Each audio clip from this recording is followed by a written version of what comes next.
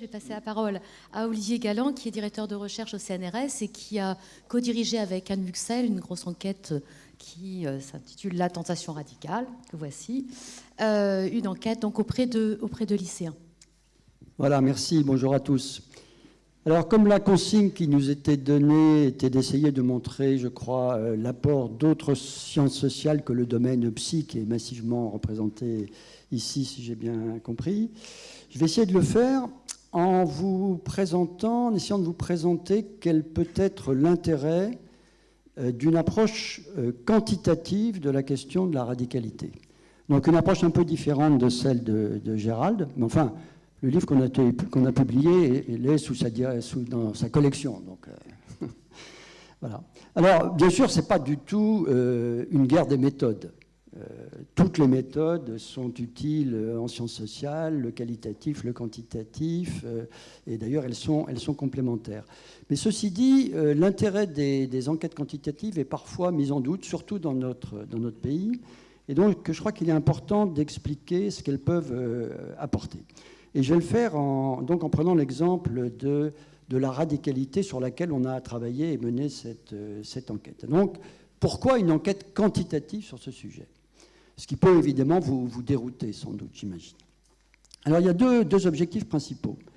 D'abord, un objectif assez simple, assez trivial, c'est d'évaluer le degré auquel des individus partagent ou non une opinion ou des idées radicales, par exemple en matière religieuse ou en matière politique. Évidemment, ce n'est pas tout à fait la même chose, ne serait-ce que pour les politiques publiques, si c'est 1%, 10% ou 30%. Bon, ça c'est un objectif, mais ce n'est peut-être pas le plus important. Le plus important, et c'est ça que je voudrais essayer de vous expliquer, c'est de valider statistiquement des liens entre des variables. Alors ici, entre des opinions radicales, et puis soit des caractéristiques sociales, le sexe, l'origine sociale, soit d'autres opinions. Par exemple, le fait de se sentir discriminé, le fait de déclarer appartenir à telle orientation religieuse ou politique. Et donc c'est cette opération qui permet de valider statistiquement des hypothèses sur des possibles facteurs explicatifs. Alors prenons un exemple. Par exemple, est-ce que la pauvreté et l'exclusion économique sont liées à la radicalité religieuse ? Voilà une question sensible et souvent abordée d'ailleurs dans les travaux consacrés au sujet. Alors pour le faire, il ne suffit pas de montrer, ce qu'ont fait d'ailleurs un certain nombre d'études, il ne suffit pas de montrer que les jeunes radicalisés sont souvent pauvres. Il faut montrer aussi, et c'est le plus important, et surtout, qu'ils sont plus souvent pauvres que les jeunes de même religion non radicalisés. Et il faut faire cette opération sur des effectifs suffisamment importants pour que les tests statistiques sur les écarts soient significatifs. Donc si on arrive à montrer cela, on aura une bonne indication du lien possible entre pauvreté ou exclusion économique et radicalité religieuse. Parce qu'on aura comparé deux groupes d'individus de même religion, et on aura montré que les jeunes radicalisés d'une religion sont ou non statistiquement plus souvent pauvres que les jeunes non radicalisés de la même religion. En quelque sorte, on aura vérifié si, à religion donnée, la pauvreté est liée ou non à la radicalité. Alors, sur le plan de l'enquête, cette démarche a deux conséquences. D'abord, évidemment, il faut un nombre suffisant d'enquêtés qui présentent les caractéristiques qu'on veut étudier. Par exemple, pour ce qui est de la radicalité des jeunes de différentes orientations politiques ou religieuses et de différentes conditions sociales.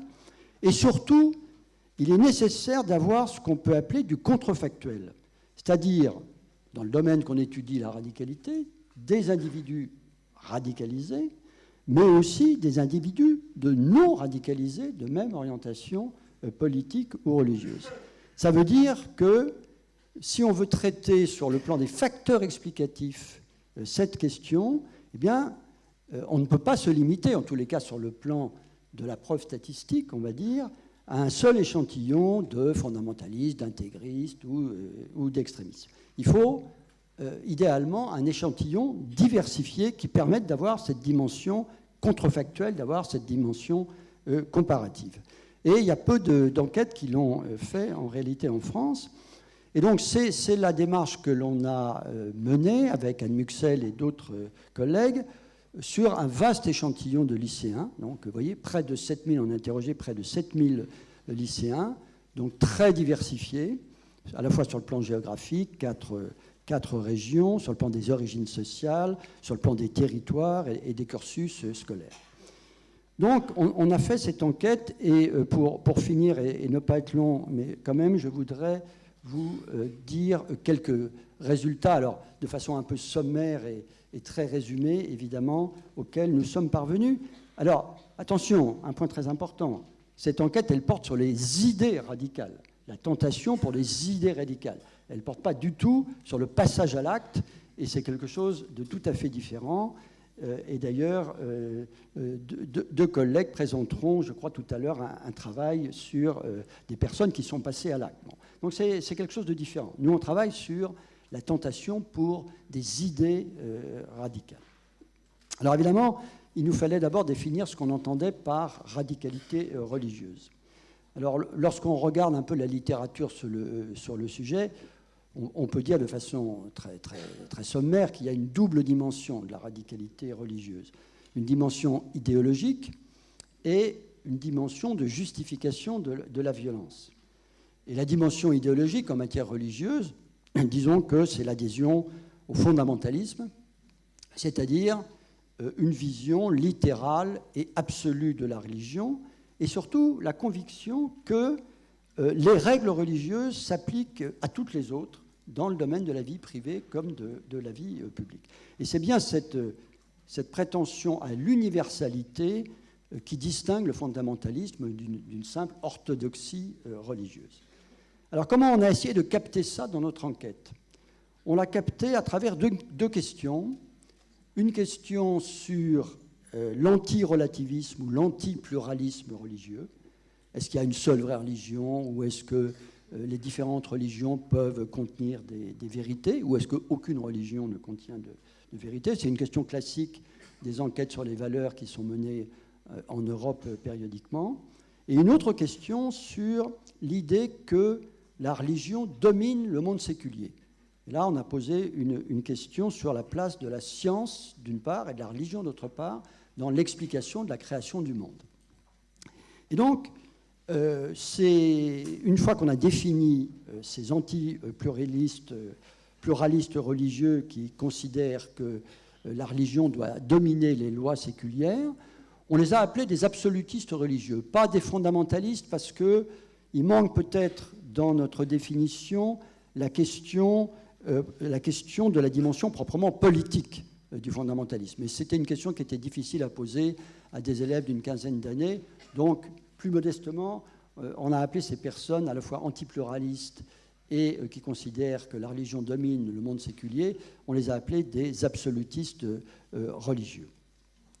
Alors, dans notre enquête, c'est une minorité de lycéens qui adhèrent à ces idées, 1 sur 10.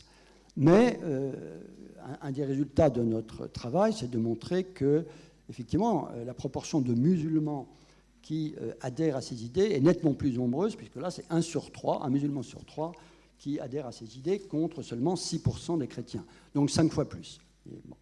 Mais ce n'était pas ça le plus important, ce n'est pas ces pourcentages qui sont le plus important. Le plus important, c'est d'essayer d'évaluer, dans notre démarche, les caractéristiques qui étaient associées, qui pouvaient être associées à cet absolutisme religieux.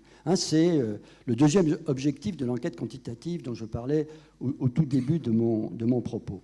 Alors, lorsqu'on regarde la littérature sur le sujet, en gros, il y a à côté des facteurs strictement religieux, il y a 4 types de facteurs possibles qui sont évoqués dans la littérature nationale ou internationale.